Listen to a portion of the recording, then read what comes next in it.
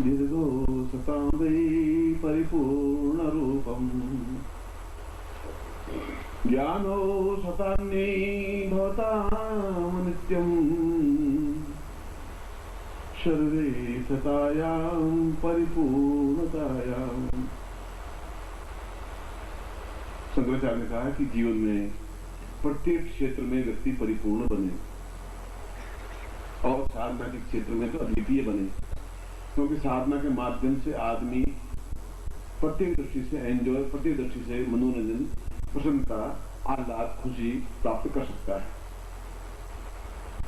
और इसके लिए ये जरूरी है कि जीवन का जो भी पाप हो, ताप हो, दुख हो, दारिद्र्य हो, कष्ट हो, पीड़ा हो और कई कई जन्मों के दोष और पाप हो, ये सब होलिका में डाल करके समाप्त कर दिए जाते हैं अगर विशेष मंत्र से ऐसा किया जाए तो। इसलिए इसको तांत्रिक पर्व कहा गया है, इसलिए इसको अद्वितीय पर्व कहा गया है, इसीलिए इसको श्रेष्ठ पर्व कहा गया है कि जब होली प्रज्वलित हो मूर्त में, एक बिना मूर्त के तो होली जलाई नहीं जाती, तो लकड़ियों में आग तो लगानी नहीं, उसमें आप के जीवन के और कई कई जन्मों के जो पाप, जब रावण खड़ा सामने और राम तीर मार रहे हैं और रावण मर नहीं रहा है, रावण ने कहा कि मेरी विद्या का हो क्या गया, रावण मर ही नहीं रहा, मैं इतना तीर प्रतिशा मार रहा हूं तो एक तीर से मैंने 7-7 पेड़ बीन दिए, रावण का कुछ नहीं हो रहा है। और ये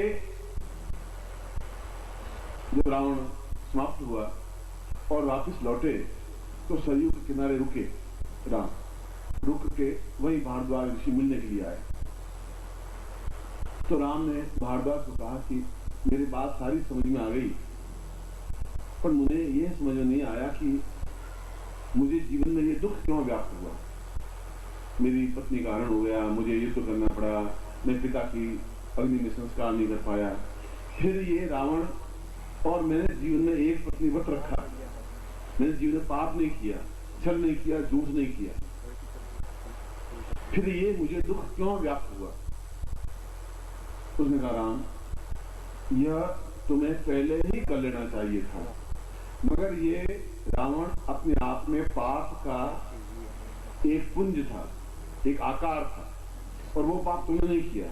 तुम्हारी पिछली 12 पीढ़ियों में जो पाप किए वो पाप का पुंज तुम्हें भोगना पड़ा, वह भोगना पड़ा, इसलिए कि तुम राक्षस नहीं बन पाए।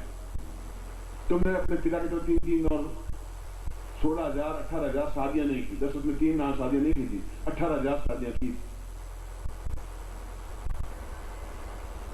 वह पाप जो तुम्हारे रघु से लगा करके, रघुकुल से लगा करके या रघु से लगा कर आज तक तुम्हारे पिता ने, दादा ने, सबने जो पाप किए, जो दुर्व्यवहार किए, दुराचार हुए, गलतियां की, वो सब मिलकर के एक प्रतीक बना, एक चीज बनी, उसको रावण कहा गया, रावण बना।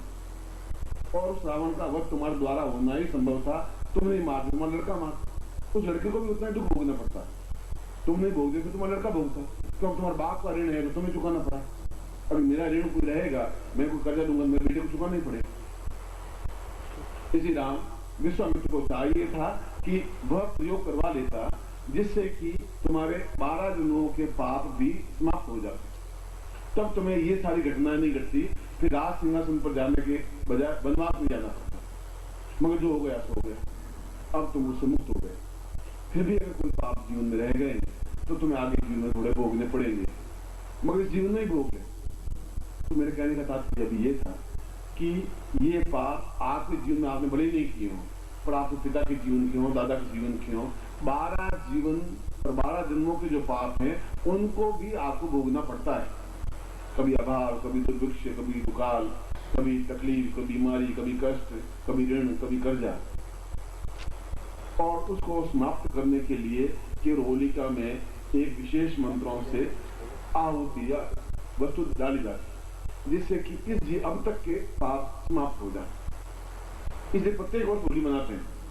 और प्रत्येक उसमें अपने मंत्र बोल के जो जीवन में पाप हो गए हो, छल हो गया हो सकता है कभी झूठ बोल गया हो जाने अनजाने, तो सब क्षरण हो जाए, समाप्त हो जाए। और हम भी चाहते हैं कि हमारे भी पाप क्षण हो, हमारी पत्नी के भी पाप क्षण हो, हमारे पुत्र के भी पाप क्षण हो। आप स्वार्थ नहीं बने, जब ग्रस्त में है तो हैं।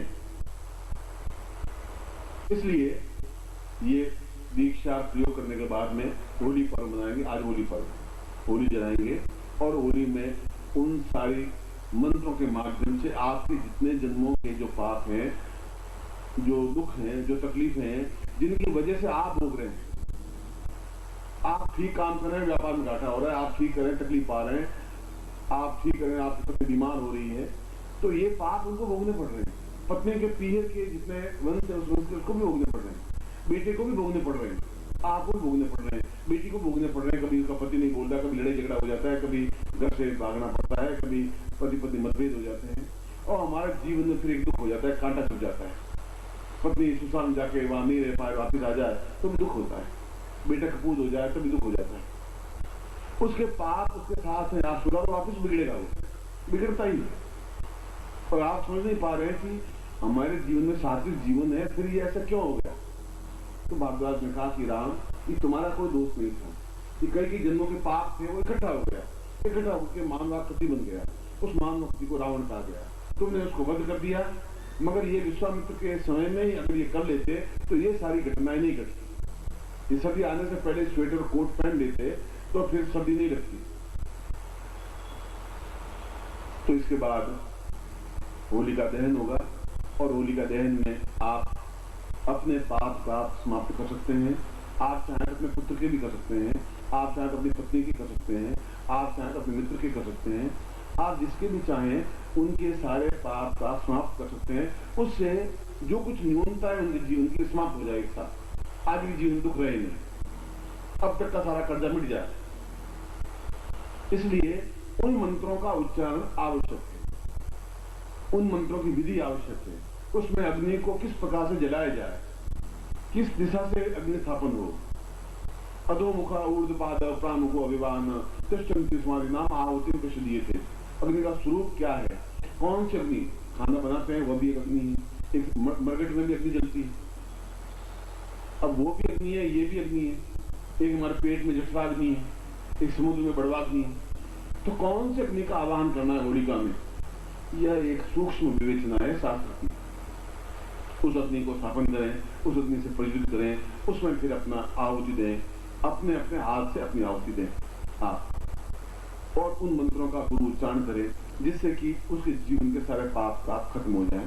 ये सारी बात इसलिए कही कि ये होलिका दहन करने के बाद में फिर आप स्नान करेंगे, फिर कल सुबह जो कुछ प्रयोग होंगे, अगर मूड हो गया, मन हो गया, प्रयोग करवा दूंगा, नहीं हुआ मगर फिर भी कल ग्रहण है, और कल का दिन अपने आप में और महत्वपूर्ण है। आज का दिन भी महत्वपूर्ण है, तो कल का दिन भी महत्वपूर्ण है। कल ग्रहण है, बड़ी कठिनाई से ग्रहण प्राप्त होता है। पूर्णिमा आज भी है, पूर्णिमा कल भी है, और भद्रा समाप्त हो गई है। इसलिए ये सारा समय आज से लगा के कल आधी रात तक का समय ग्रहण काल तो बड़ी कठिनाई से मिलता है। जब महाभारत युद्ध होना शुरू हुआ तो कृष्ण को पूछा, अर्जुन ने कहा कि पांडवन को तीर चलाएं, उसने कहा नहीं, ठहरिए, बिल्कुल सही मुहूर्त में तुम्हें तीर चलाने की आज्ञा दूंगा, जिससे कि महाभारत का युद्ध विजय। तुम 5 पांडव हो, बहुत कौरव, तुम नहीं जीत सकते। मुहूर्त का बहुत महत्व है। और ठीक ग्रहण के समय युद्ध प्रारंभ हुआ, महाभारत का युद्ध हुआ, ठीक ग्रहण समय था। तो ग्रहण अपने आप में खराब नहीं है, साधकों के लिए, साधनाओं के लिए तो एक अद्वितीय मौका है। फिर पूर्णिमा का दिन, होली का अवसर, इसलिए कल रात्रि को भी हो सका तो प्रयोग करवाऊंगा, दिन को भी प्रयोग करवाऊंगा, तो संगीत भी होगा। और जैसे होली में नाचते हैं, गाते हैं आपके साथ, होली भी मनाएंगे, फूलों से होली मनाएंगे, रंगों से होली मनाएंगे, जैसे भी आप चाहेंगे वैसे होली मनाएंगे। आप जिस ढंग से मेरे साथ होली मनाएंगे, मगर मस्ती के साथ, खुशी के साथ, आनंद के साथ, और जीवन का एक चैतन्यता के साथ। एक साल और बाद किसने देखा है होली कैसी आएगी, कब आएगी, क्या आएगी, आप कहाँ होंगे, मैं कहाँ होऊंगा, आप साथ मिल पाए, मैं मिल पाऊं, पर तो जीवन के क्षण है, रंग है। मगर कल का दिन भी उसमें आह्लादकारक होना चाहिए, मस्ती भरा होना चाहिए। ये कल की बात। आज रात तो कम से कम होली में अपने सारे जीवन के दुख, दारिद्र्य, कष्ट, पीड़ा मेरे ही नहीं, तुम्हारे मतलब तुम्हारे नहीं, तुम्हारे 12 पीढ़ियों के ऋण कष्ट भी तुम्हें ही भोगने पड़ रहे हैं। कई बार सोचते हैं कि फिजिकली फिट है, पत्नी भी फिट है, पुरुष भी फिट है और संतान नहीं हो रही। डॉक्टर मुझे क्या मेरे शुक्राणु कमजोर है कि नहीं हो? सही, तो गर्भाशय में कोई गड़बड़ है कि नहीं? फिर पुत्र क्यों नहीं हो रहा है? साइंस के पास कोई जवाब नहीं। ये है कि कोई पिछले जीवन में जरूर कोई पाप किया है, तुम्हारे द्वारा किसी बालक का वध हुआ है, तुम्हारे पिता के द्वारा, दादा के द्वारा कोई कुचला गया है और वो श्राप में भोगना पड़ता है। जोधपुर के घराने को श्राप है कि कोई दादा अपने पोते का मुंह नहीं देख पाता। जो एक पोता होने की अवस्था होती है, हफ्ते भर पहले दादा की मृत्यु हो जाती है। पिछले 22 पीढ़ियों से ऐसा हो रहा है। जब जोधपुर किला बना 1520 में, तब से यानी 500 साल हो गए। क्यों होगा? चिड़ियानाथ यहाँ ठहरे थे और उसको जबरदस्ती भगा दिया, हटा दिया। जोधा जी यहाँ जो तो बसाया, तो चिड़िया कहा कि तू कभी अपनी जिंदगी में तुम्हारा वंश पोते का मुंह नहीं देख पाए, जा। और आज तक कोई दादा अपने पोते का मुंह नहीं देख पाया। बेटा तो पैदा किया, जब बेटे का बेटा होने को आया तो महीने भर बाकी रहता, पहले इसकी मृत्यु हो जाती। मैं जोधपुर की घटना सुना रहा हूं, मैं बोल रहा हूं।